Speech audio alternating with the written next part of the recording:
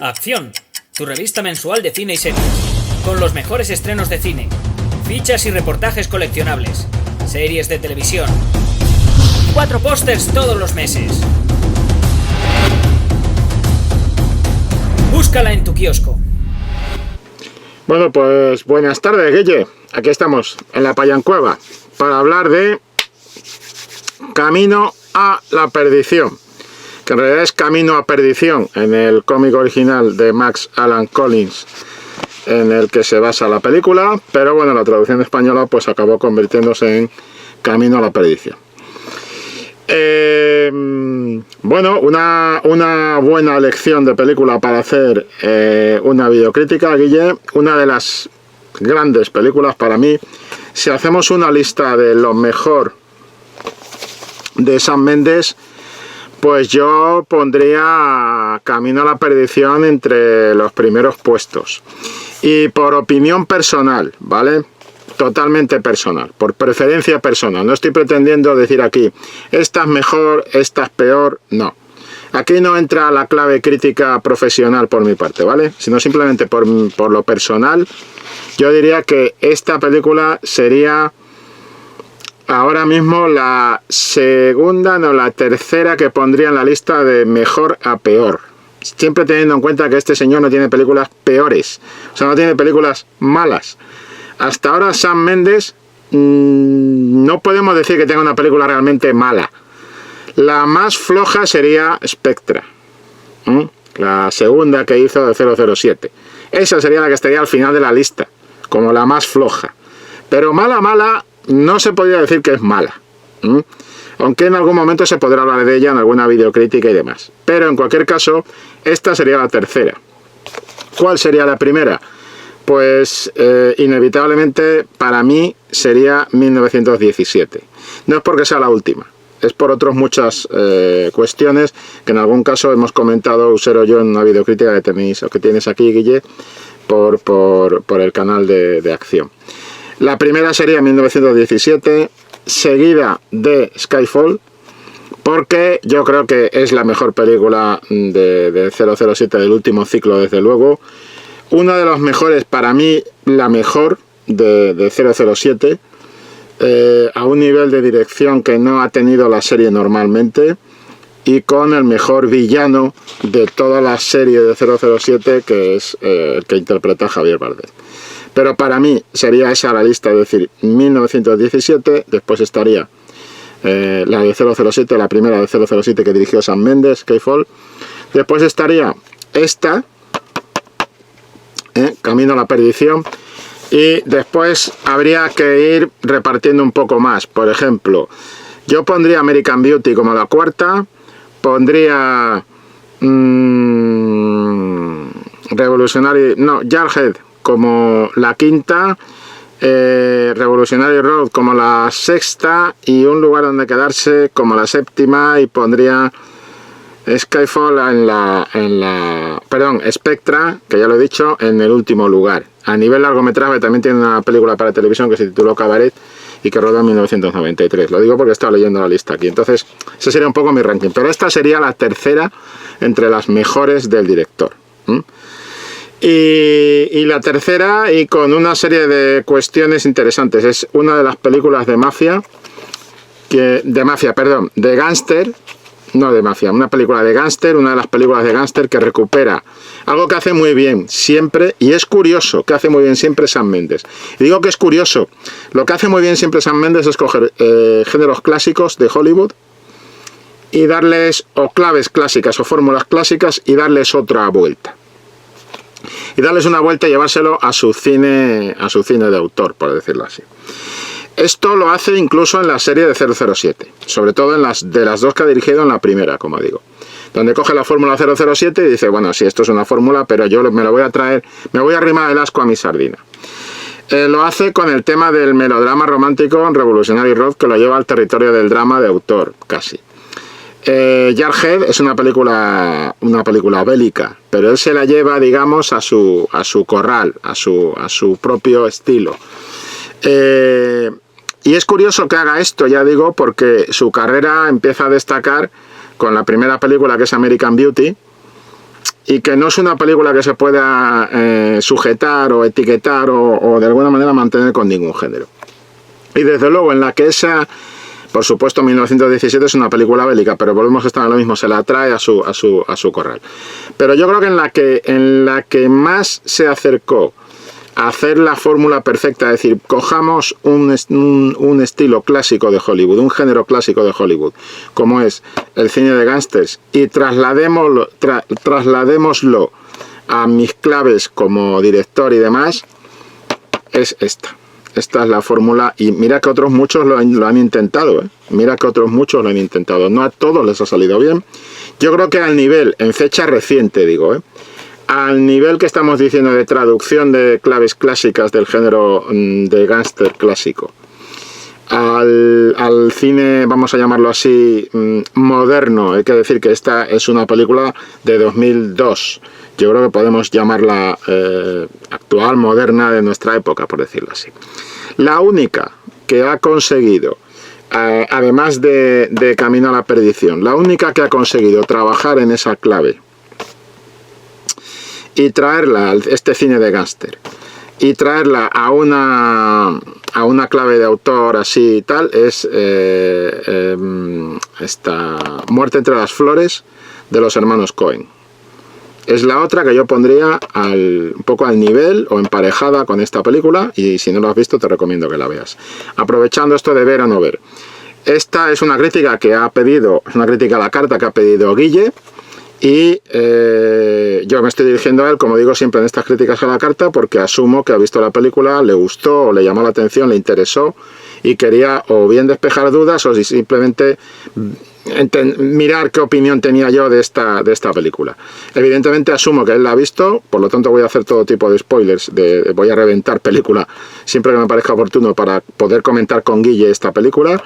Y si alguno de los que estáis viendo esto no lo habéis visto, pues ya sabéis, toca apearse del borriquillo y esperar a haber visto la película para poder ver después esta crítica, si no os vais a reventar la película, y es una lástima porque es una muy buena película.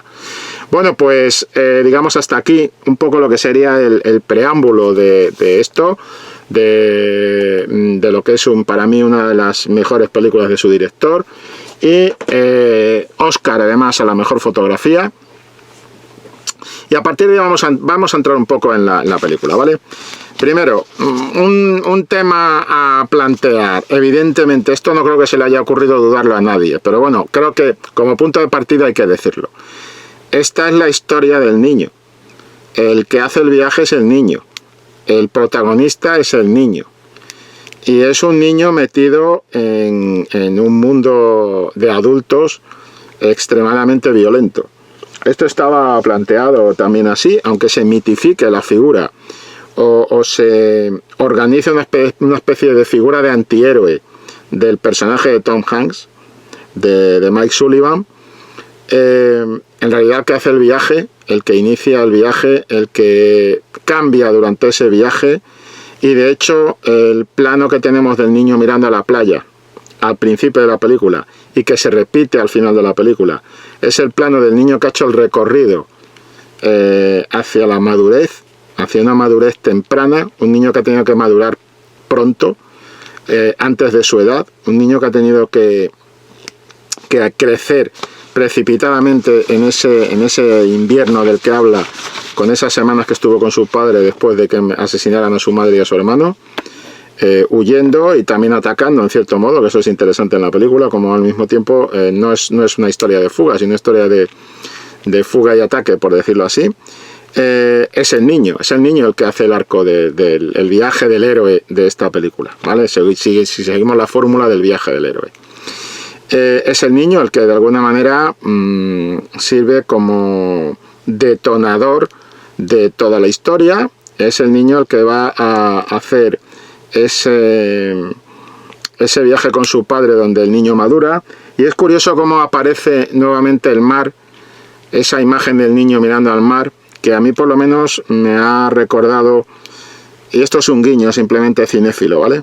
Pero me ha recordado esa carrera que hacía el joven protagonista de la ópera prima de François Truffaut, que es Los 400 golpes, ese viaje del niño hacia el mar y cómo el niño llegaba al mar pues un poco tenemos esta imagen, una imagen muy cinematográfica. El niño y el mar es el niño mirando la adolescencia, mirando la madurez, mirando lo que hay más allá, y lo que hay más allá es el estado adulto, y este niño ha sido prácticamente empujado a tener que entrar en ese estado adulto. En una época que está, me resulta muy curioso cómo trabajan la clave del género, pero también cómo trabajan la clave de la reconstrucción de la época. En una clave muy sin grandes alardes, sin convertirlo en videojuego, en una clave de adaptación del planteamiento visual que tenía la novela gráfica, pero adaptándolo al lenguaje del cine. Y esto nos lleva a un punto interesante. También creo que Camino a la perdición es una de las mejores adaptaciones de novela gráfica en viñetas al cine. Uno de los mejores traslados del lenguaje de la novela gráfica al lenguaje del cine. Esto de las adaptaciones siempre es complicado. No hay que ser muy puristas con el original respecto a estas cosas, y hay que entender el cambio de medio, o por lo menos yo lo defiendo así. Y hay que entender que estamos hablando de un lenguaje, el lenguaje fílmico, el lenguaje del cine, ahora también por supuesto de la televisión, el lenguaje audiovisual, que es un lenguaje que está presente en nuestra historia desde hace más de 100 años.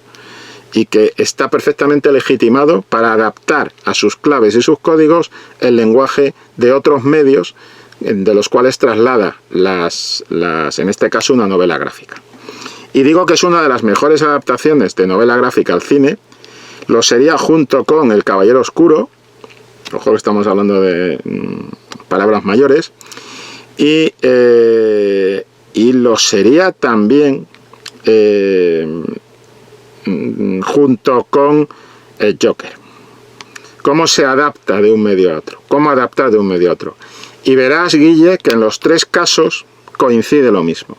Y es la decisión del director, por supuesto del director de fotografía, por supuesto de los guionistas o guionistas, de los cineastas que trabajan en la película, de imponer el lenguaje del cine a la historia que han tomado de otro medio. Ese es el camino del éxito.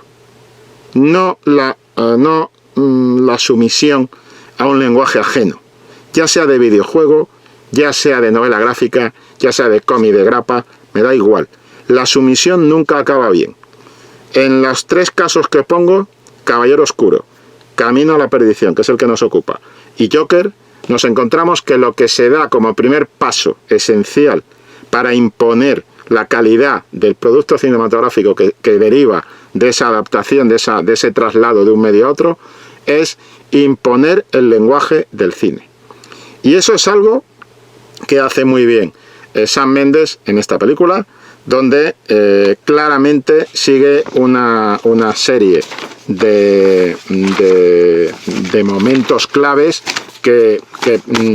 y de estilemas y de decisiones que imponen el cine y el lenguaje del cine sobre lo que viene de la novela gráfica. También de paso sirve para demostrar, y Camino a la perdición, la novela gráfica de Max Allan Collins es un buen ejemplo de ello, para demostrar que en cine, que en novelas, en cómic, muchas veces una novela gráfica es mejor que muchas películas. Podríamos poner 1000 ejemplos. A mí me parece muy bueno el de Max Allan Collins, ¿vale? Creo que es un buen ejemplo, pero incluso en series de cómics de adultos, incluso estoy mirando por aquí, por ejemplo,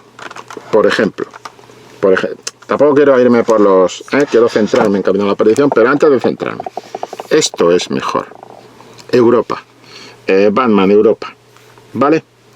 Esto es una novela gráfica, por decirlo así, y tenemos que es mejor en su planteamiento, mejor que muchas de las ideas que están circulando en torno a Batman en el cine. Mejor que muchas. Podría poner 1000 ejemplos, pero o más, en los que la novela gráfica, digamos que claramente nos propone algo mejor que algunas de las versiones cinematográficas que se están planteando de algunos personajes. Pero yo quiero decir también que algunas novelas gráficas son mejores que muchas novelas. Así de claro. O sea que plena autoridad, plena madurez de la variable novela gráfica.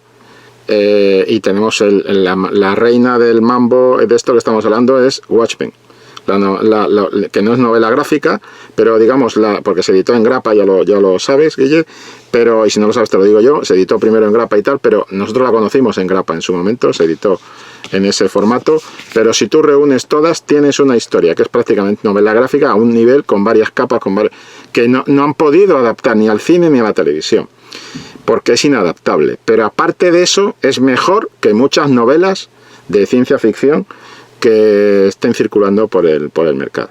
¿De acuerdo? Por supuesto, mejor que cualquier bestseller que te puedas echar a los ojos.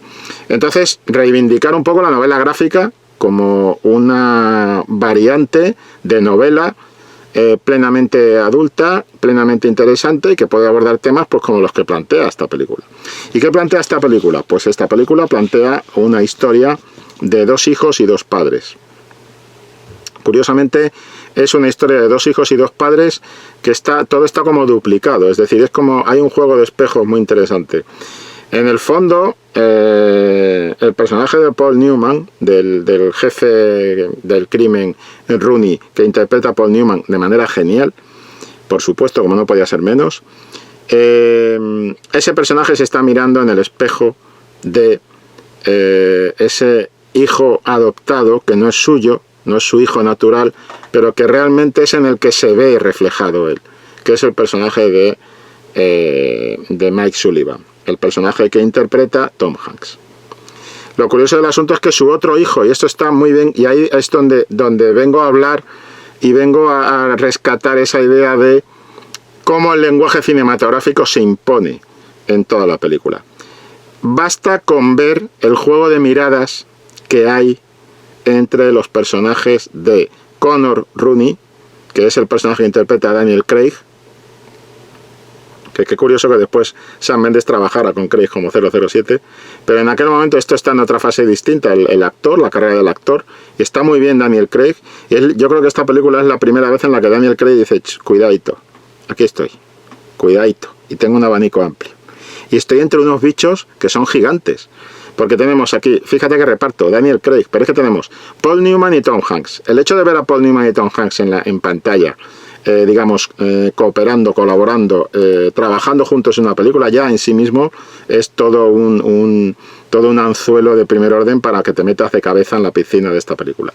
Pero aparte de eso, después tenemos a Daniel Craig en un papel que es el que, de alguna manera, no digo que le sirva como trampolín profesional, pero sí como a título de actor, su papel de despegue como actor. Había hecho películas antes, evidentemente, pero su papel de despegue como actor, donde dice, aquí estoy yo. Y a partir de aquí empieza el tío a subir de una manera muy curiosa.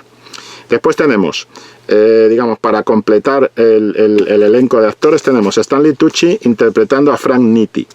Frank Nitti, yo no sé si tú habrás visto Los Intocables de Eliot Ness, pero es muy curioso porque Frank Nitti, que es un personaje que en su momento interpretó Sylvester Stallone en la película Capone, y es un personaje que también aparecía en Los Intocables de Eliot Ness, en la película de Brian De Palma. Siempre ha sido un personaje abordado por el cine de una manera un tanto bidimensional. Es el matón, es el brazo armado, el brazo fuerte, el matón, el sicario de Al Capone.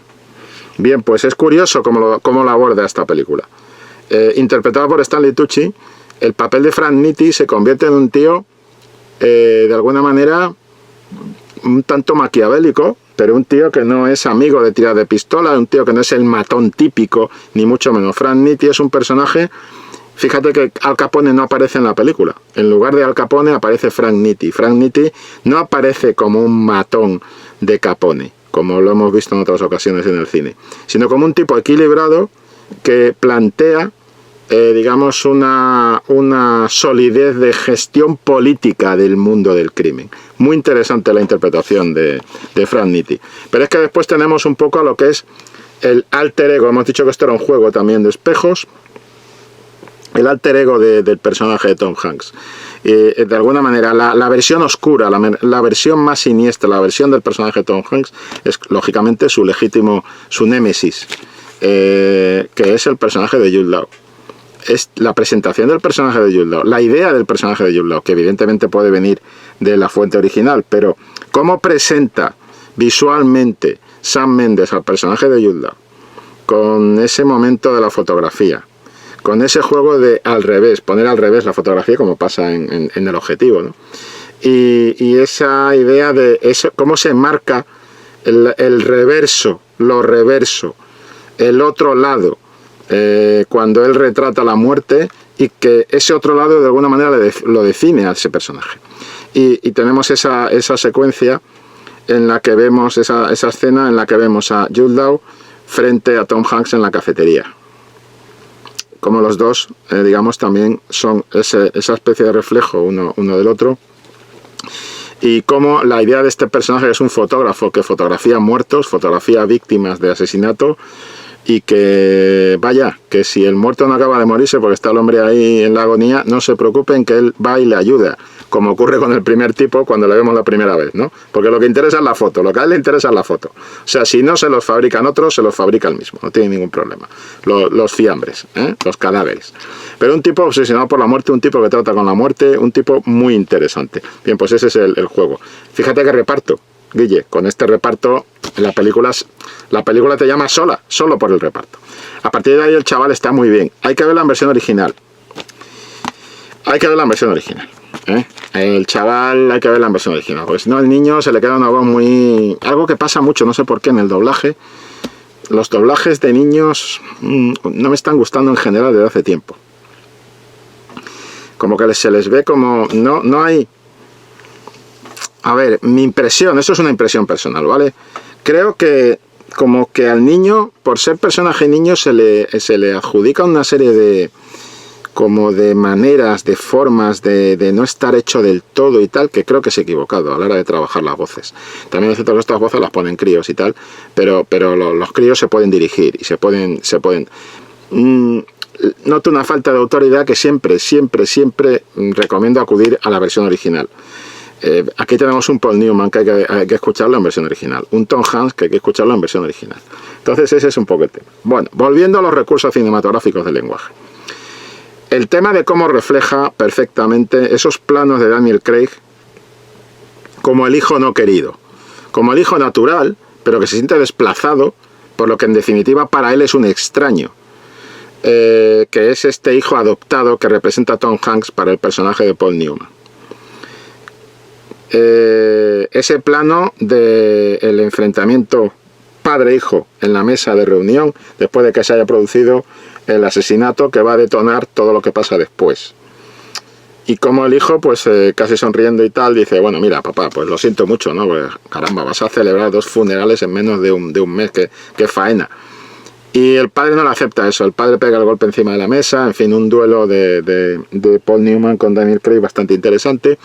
Al final de todo eso, el director elige ese plano sobre Daniel Craig, nos va acercando a Daniel Craig, y por detrás vemos, por el fondo, concretamente era por aquí, cómo se va alejando el padre, echándole el brazo al hombro a Tom Hanks, como desenfocados, y Daniel Craig perfectamente enfocado. Pero antes de eso hemos tenido esa escena en el velatorio de arranque.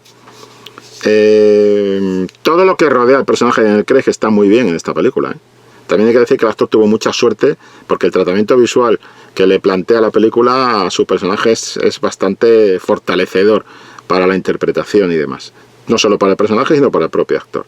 Pero por ejemplo, cuando vemos cómo en esa especie de velatorio, que es curioso, los contrarios es importante. La foto que saca el asesino es un fotógrafo, pero además es un asesino. Las fotos del revés, el otro lado.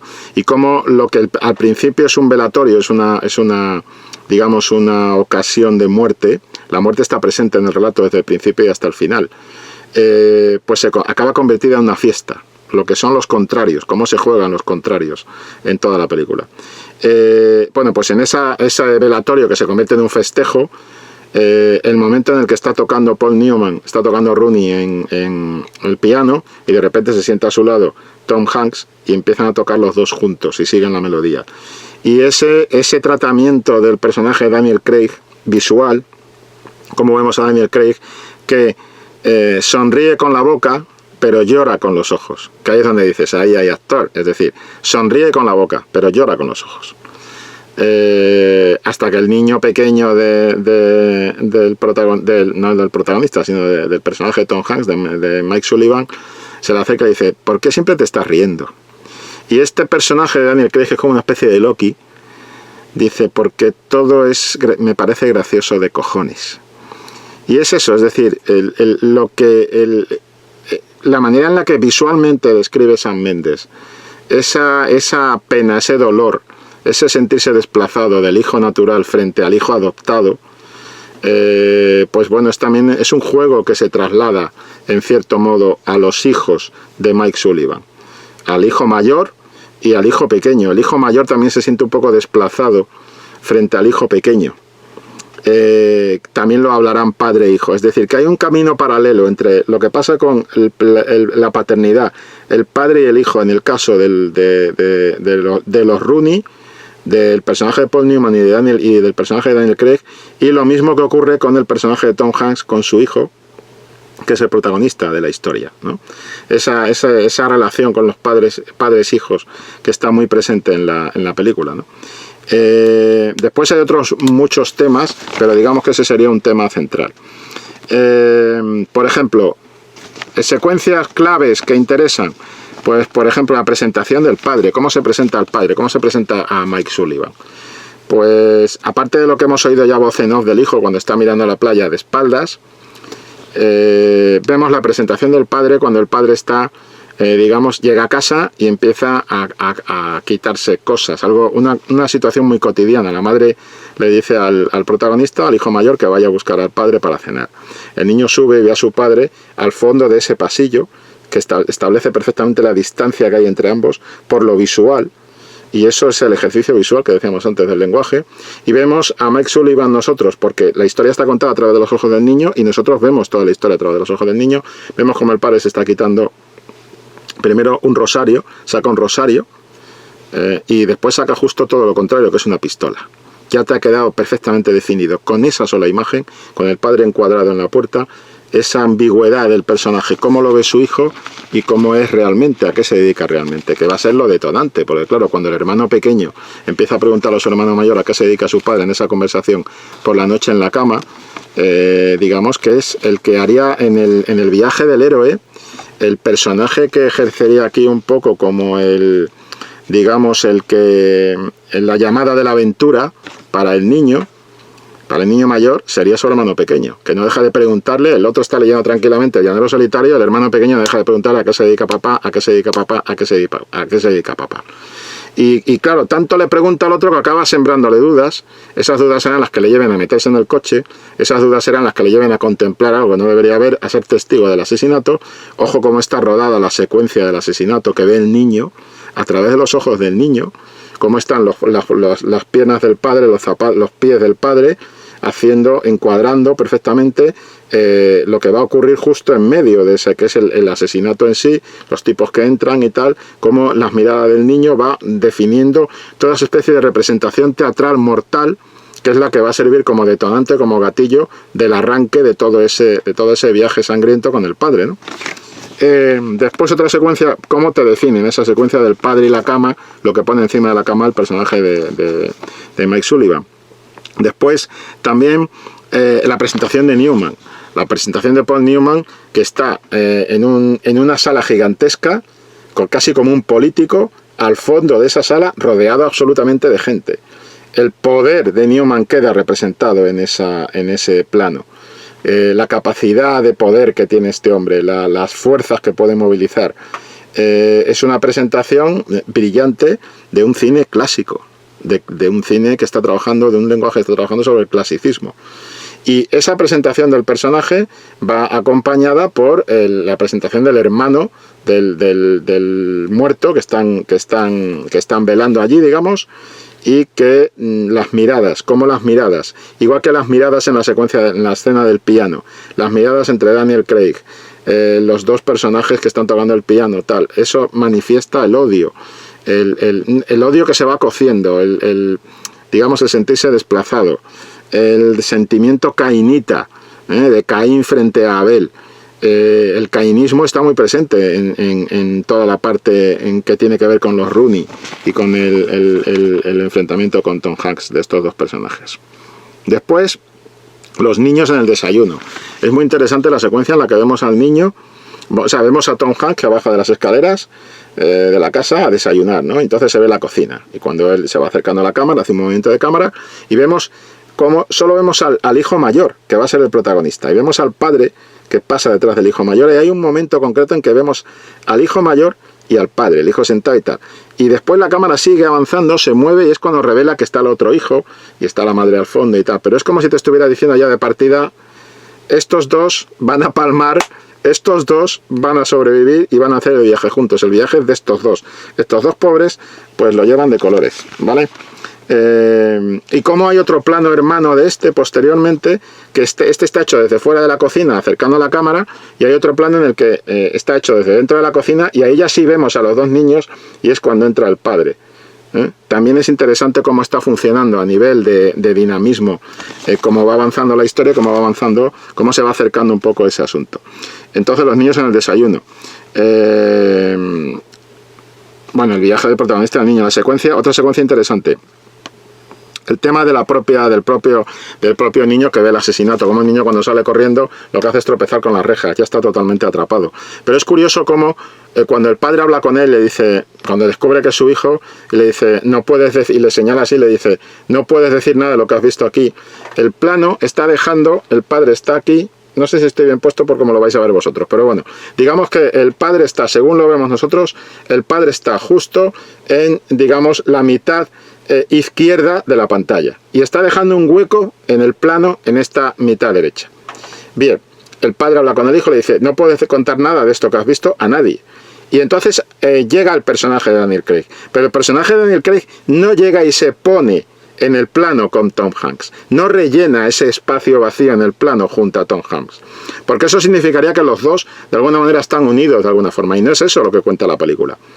Te va a hacer el plano de Daniel Craig dejando todo el espacio vacío de Tom Hanks al otro lado. Daniel Craig estará en la derecha de la pantalla y todo el espacio vacío del espacio que ocupa Tom Hanks. Es una manera por montaje y por plano de definir perfectamente cómo esos dos personajes no están en absoluto en el mismo mundo, no están en el mismo sitio, no piensan igual, son completamente opuestos, y en el fondo son como dos hermanastros, por decirlo así, y los dos es distinto. Cuando Daniel Craig se va en esa secuencia, verás que entra en sombra, cuando hace así con la mano de espaldas, y es una sombra. Pero es que curiosamente cuando el padre salió persiguiendo a su hijo sin saber que era su hijo, también se convierte, hay un momento que por luz se convierte en una sombra sin rostro. El juego con las sombras y el juego con no rellenar el plano y poner a los dos actores juntos es también parte del lenguaje cinematográfico, y es muy interesante. Después, los juegos con los colores.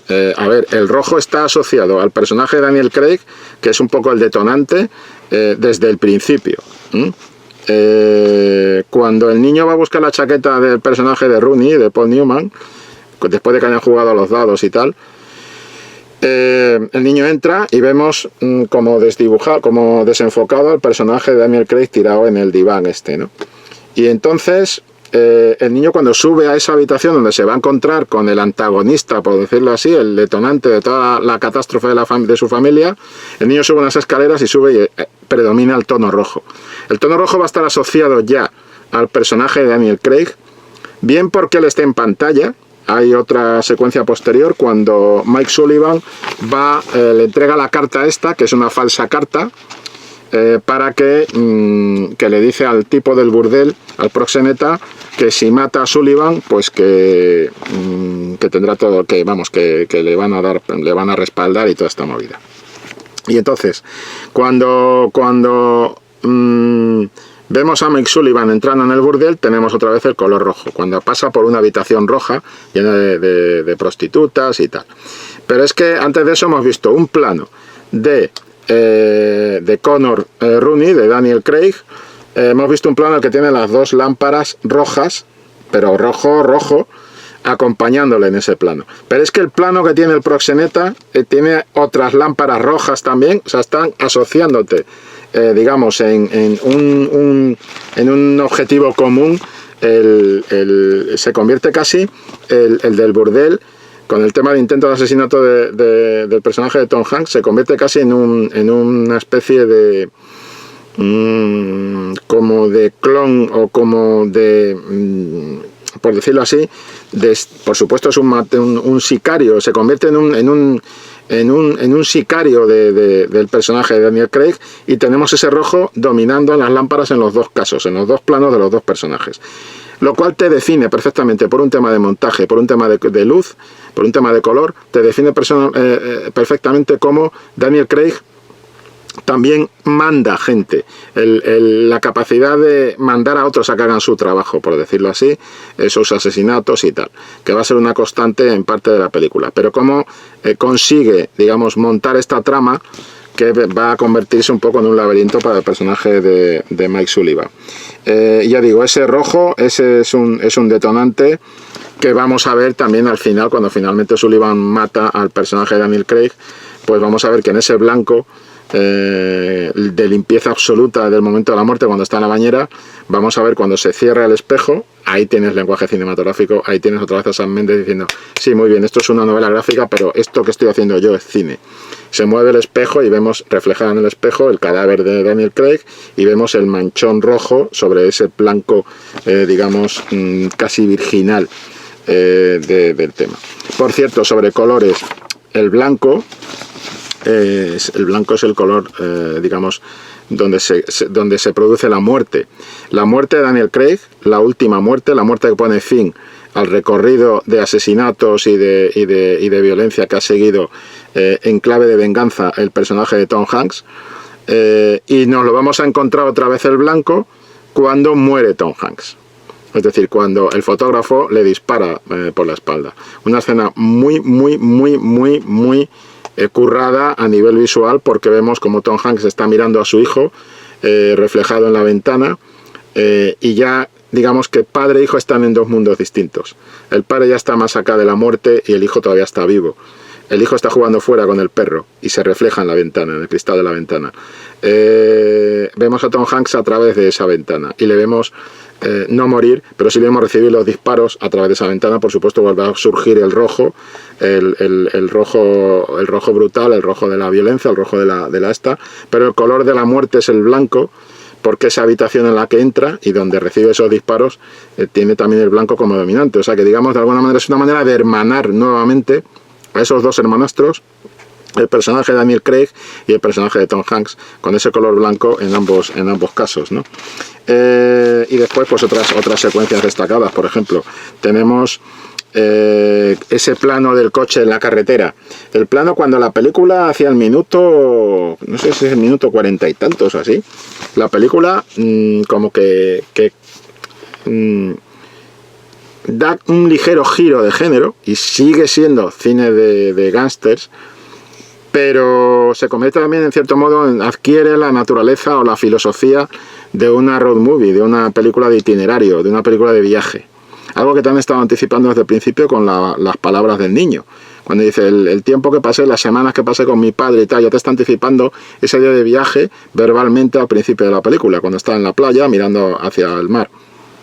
Pero cuando se convierte realmente la película en una road movie, de alguna manera adquiere esa filosofía, ese aspecto de road movie, está ese plano aéreo que va siguiendo al coche, va haciendo el coche cada vez más pequeño, más pequeño, más pequeño, más pequeño, y les va, de alguna manera, todo el paisaje. Es una manera de convertirlos a ellos, de expresar la vulnerabilidad de esos dos personajes y la soledad de esos dos personajes en todo el sistema en el que se están metiendo.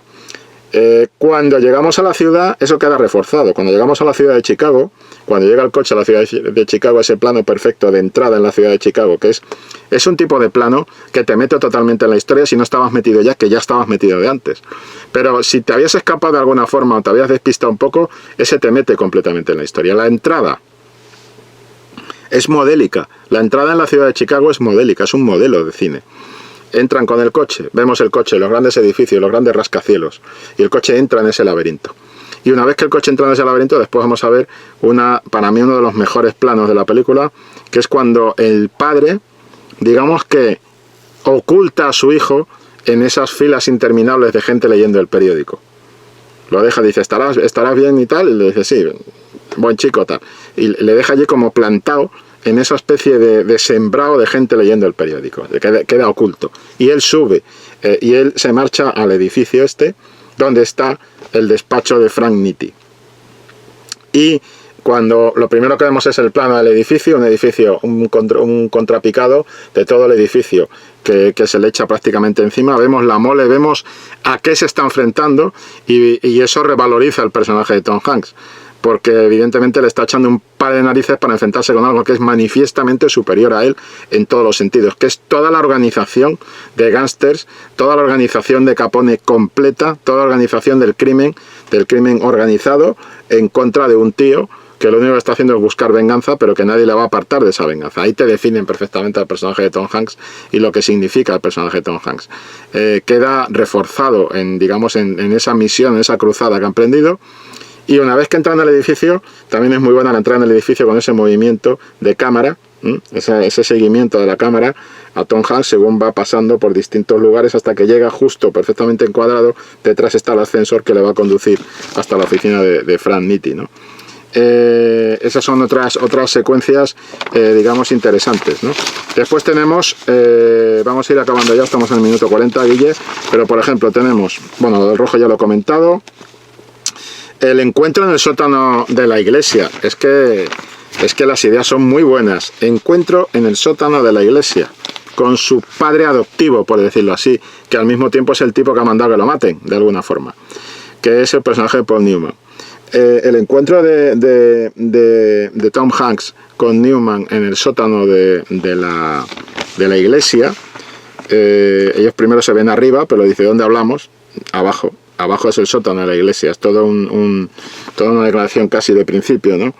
Y es cuando una vez más Newman vuelve a decirle lo que ya le había dicho Frank Nitti: abre los ojos, o sea, estás ciego, o sea, te quieres enfrentar contra algo que es imposible, me estás pidiendo que te permita matar a mi hijo, y eso es inviable, por mucho que mi hijo sea un sinvergüenza que me ha estafado. Y un asesino. Entonces Newman le dice lo que para mí es la gran frase de la película, y es que aquí no hay nadie inocente, todos somos asesinos, y lo que está claro es que ninguno veremos el cielo. Es decir, la condena, están condenados, y Newman acepta esa condena. Para mí es la definición del papel de Newman, y diría que esa secuencia, ese encuentro en el sótano, es el segundo punto de giro. Es el segundo punto de giro, ¿por qué? Igual que el primer punto de giro sería para mí el del niño viendo el asesinato, obviamente. A partir de ahí se inicia todo el recorrido. Y el segundo punto de giro sería el que nos conduce al tercer acto, al desenlace de la historia. Es el segundo punto de giro, ¿por qué? Porque a partir de ese momento Newman le dice: me estás mandando a matar a mi hijo, yo no puedo mandarte a matar a mi hijo. Y entonces Tom Hanks viene a avisarle y a decirle: no te das cuenta de que tu hijo ya está muerto, que en cuanto tú mueras van a matar a tu hijo, toda la banda de Capone y demás. Y entonces dice: sí, pero no morirá ahora, o algo así. Y le da la clave, o sea, él mismo se da la clave, el propio personaje Tom Hanks se da la clave. Y a partir de ahí ya sabe que tiene que matar a Newman para poder matar al hijo. Porque hasta que no mate a Newman, el hijo va a estar súper protegido por Nitti y por la banda de Capone. Entonces, por eso es el segundo punto de giro. Ahí el personaje toma una decisión clave, que es decir, me voy a cargar a este y después me cargo al hijo. Y es matar a su padre adoptivo, de alguna manera, un tío al que quiere. O sea, es un hombre al que él quiere como un padre. Y sin embargo, se enfrentará a él en esa secuencia visualmente muy impresionante, muy bien resuelta también, como muchas otras cosas, no solo a través de luz, sino también de montaje de la película. Donde sin embargo no vemos, es decir, vamos con la cámara lenta y tal, pero no estamos como desubicados, como está el propio personaje, suponemos, de Tom Hanks en ese momento, cuando empieza a matar a los otros en cámara lenta, a los guardias del padrastro o del padre adoptivo, y después ya se enfrenta como no vemos morir a Paul Newman. Ese es un detallazo de estilo de cine, de lenguaje de cine de Mendes. No te puede mostrar cómo cae Paul Newman, no puede. Eso tienes que imaginártelo tú en la cabeza como espectador. Lo que sí te pone es el rostro de Tom Hanks matando a su padre, a un tío al que quiere, su padre entre comillas, ¿no? Y bueno, yo creo que así en general pues hemos hablado de muchas cosas interesantes, tiene muchas más cosas porque es una película muy rica en contenidos y ya digo, ese plano final, cómo resuelven los personajes en el desenlace, en fin, Guille, yo creo que, insisto, una de las mejores adaptaciones de novela gráfica al lenguaje cinematográfico, una de las mejores películas de gángster junto con Muerte entre las flores, que yo te digo, si no lo has visto te recomiendo que la veas, y en fin, que como siempre, si os gusta lo que hemos comentado aquí, pues le podéis dar al like, podéis suscribiros al canal, etcétera. Y nada, Guille, gracias por haber pedido la crítica, porque eso también me ha permitido volver a ver esta obra maestra, para mí obra maestra. Creo que tiene una calificación bajita, Creo que no está muy bien calificada la película, bajita para lo que ofrece y para lo que propone. Creo que es una película mucho mejor que las calificaciones que le dan por ahí ya sabéis, en los ficheros y tal. Pero bueno, Guille, muy buena elección. Y nada, nos seguimos viendo aquí en el canal de Acción, ¿de acuerdo? Venga, hasta luego. Acción, tu revista mensual de cine y series, con los mejores estrenos de cine, fichas y reportajes coleccionables, series de televisión. 4 pósters todos los meses. Búscala en tu kiosco.